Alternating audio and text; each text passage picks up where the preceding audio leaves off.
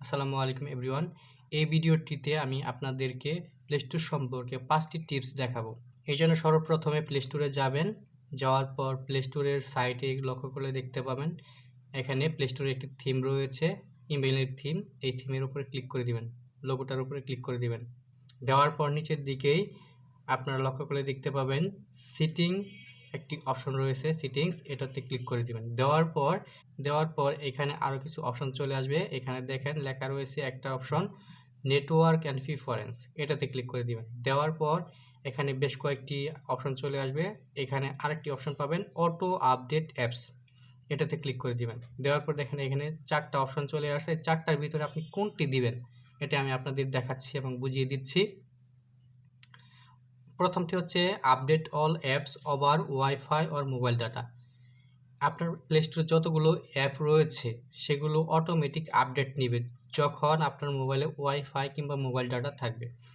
কিন্তু এখানে যদি আপনার মোবাইল ডাটা থাকে তাহলে কিন্তু মোবাইল ডাটা অটোমেটিক ফুরিয়ে যাবে। আপনার কিন্তু এটা দেওয়া উচিত হবে না। আর যদি আপনার অ্যাভেলেবেল এমবি থাকে, ডাটা থাকে, তাহলে আপনি দিতে পারেন, সমস্যা নেই। এবং সেকেন্ড যে আইটেমটা রয়েছে সেটা হচ্ছে update with limited amount of mobile data. Update হওয়ার সময় এই মোবাইল ডাটাগুলো লিমিট করে দিতে পারেন, একটা অ্যামাউন্ট দিতে পারেন। এটাও আপনি সিলেক্ট করে দিতে পারেন যদি আপনার এমবি কম থাকে, ডাটা কম থাকে। তারপরে অপশনটা হচ্ছে আপডেট ওভার ওয়াইফাই অনলি। যদি আপনার শুধু ওয়াইফাই থাকে, ওয়াইফাইয়ের মাধ্যমে প্লে স্টোরে অ্যাপগুলো আপডেট করতে পারবেন। যদি চান এটা দিতে পারেন। এবং নিচের দিকে রয়েছে ডোন্ট অটো আপডেট অ্যাপস, আপনারা চাইলে এটাও দিতে পারেন।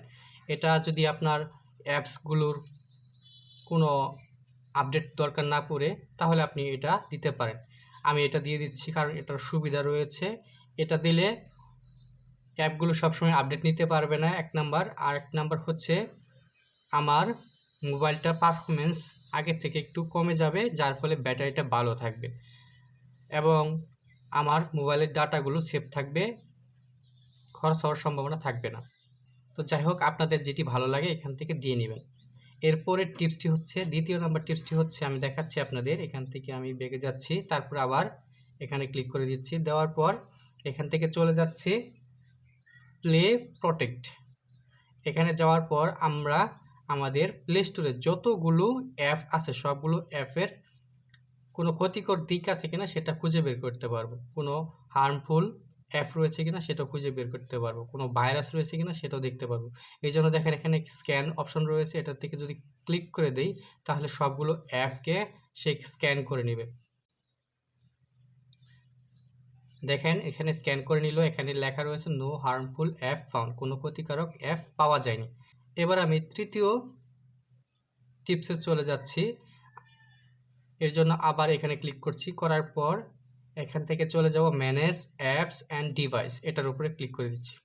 আপনারা দিবেন এভাবে, এখান থেকে ম্যানেজ অপশনে ক্লিক করে দেবেন। দেওয়ার পরে এখানে দেখেন দিস ডিভাইস একটি অপশন রয়েছে, তার মানে এখানে এই ডিভাইসে যতগুলো অ্যাপস রয়েছে সেগুলো কিন্তু এখানে দেখাচ্ছে। এখান থেকে চাইলে আমরা টিক মার্ক দিয়ে এখান থেকে ডিলিট অপশনে প্রেস করে এগুলো ডিলিট করতে পারবো। কিন্তু এই যে এখানে যদি ক্লিক দেই তাহলে কিন্তু এগুলো আপডেট হয়ে যাবে। এছাড়াও আরেকটি অপশন রয়েছে, এই দিস ডিভাইসের ওপর যদি আমরা ক্লিক করে দেই আরও একটি অপশন চলে আসছে, এখানে নট ইনস্টলেড লেখা রয়েছে। এটার উপর যদি ক্লিক করি তাহলে আমাদের প্লে স্টোরে যতগুলো অ্যাপ ছিল সেগুলো কিন্তু চলে আসছে। এগুলো কিন্তু এখন বর্তমানে ব্যবহার করা হয় না, কিন্তু এগুলো ইনস্টল অবস্থায় নেই। আমাদের যদি কোনো অ্যাপ প্রয়োজন পড়ে বা মনে নেই আগে ব্যবহার করেছিলাম, সার্চ করে কিন্তু এখান থেকে বের করতে পারি। অথবা আমাদের যদি এমন মনে হয় যে এগুলো অ্যাপস আমরা ব্যবহার করব না, তাহলে কিন্তু টিক মার্ক দিয়ে এখানে ডিলিট অপশনে প্রেস করে রিমুভ করে নিতে পারবো। এই যে রিমুভ করে নিলাম। এবং যদি কেউ চায় এই অ্যাপগুলো আবার ব্যবহার করতে, তাহলে এগুলোর উপর ক্লিক করে পুনরায় ইনস্টল করে নিতে পারবো।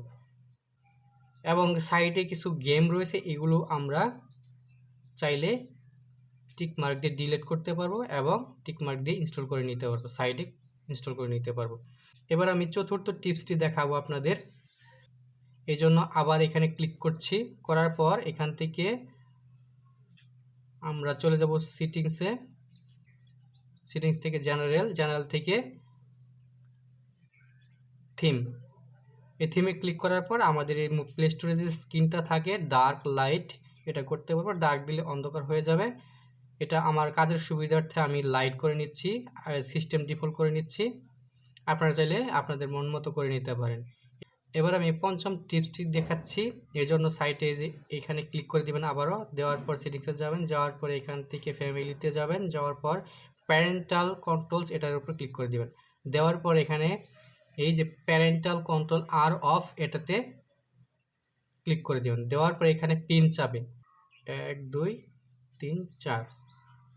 এখানে এই প্যারেন্টাল কন্ট্রোল আর অন করে দেওয়া মানে হচ্ছে আপনার মোবাইলটি আপনি নিজে কন্ট্রোল করতে পারবেন। কোনো ক্ষতিকারক গেমস বাচ্চাদের জন্য যেগুলো ক্ষতিকর হয়, যেগুলো অ্যাডাল্ট কোনো রেস্ট্রিক্ট রয়েছে, সেগুলো আপনারা এখান থেকে অফ করে রাখতে পারেন পিন দিয়ে। কেউ যদি অ্যাডাল্ট রেস্ট্রিক্ট কোনো অ্যাপ দেখতে চায় তাহলে কিন্তু সেই পিন ছাড়া সে দেখতে পারবে না। এই হচ্ছে টিপসগুলো। যদি আপনাদের এই টিপসগুলো ভালো লেগে থাকে তাহলে অবশ্যই একটি লাইক করে দিবেন, কমেন্ট করে দিবেন কোন টিপসটি আপনাদের ভালো লাগলো। আর চ্যানেলটিকে অবশ্যই সাবস্ক্রাইব করে দিবেন। ভিডিওটি দেখার জন্য আপনাদের সবাইকে অনেক অনেক ধন্যবাদ।